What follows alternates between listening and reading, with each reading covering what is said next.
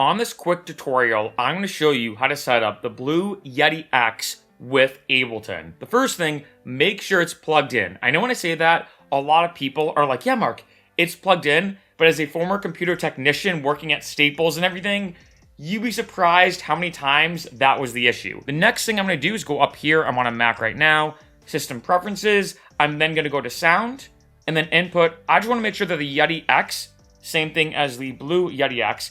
As I'm talking, you can see this here. This shows me my computer is now receiving the signal from the Yeti X, and of course it's working. So now, let's go to Ableton. After Ableton pops up, I'm gonna go to this page right here, might as well X those out, and I'm gonna click, first off, this red icon right here. This enables this track for recording mode. Then I'm gonna go to Live, Preferences, and then I'm going to go to Input Device and click Yeti X. After I click Blue Yeti X, all I'm going to do to record is click this up here and then start recording. So, testing 1, 2. Hey, how are you? For this video, we're going to look at the Blue Yeti X with Ableton.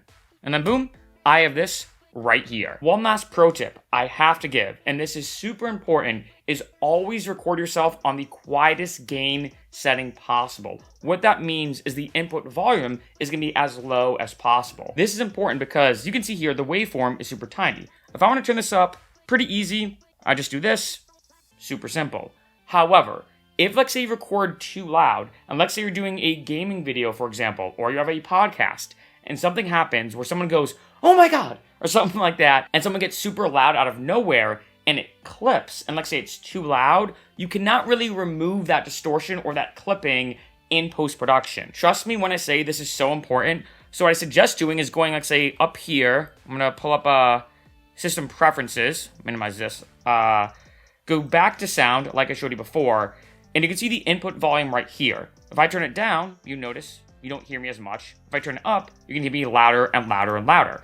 And if this is too maxed out or too high, and again, I get super loud for whatever reason, and it clips, it's not gonna sound good. And the last thing you wanna do is be in a position where, like, say you recorded something, you go back to it, and you realize, oh shoot, I can't use any of this because the audio's clipping and it doesn't sound good. In case you're curious how to adjust this on the Blue Yeti, is you might not hear me as well, by the way, but I'm gonna go to here, and I'm gonna make sure it's turned all the way down like so, right?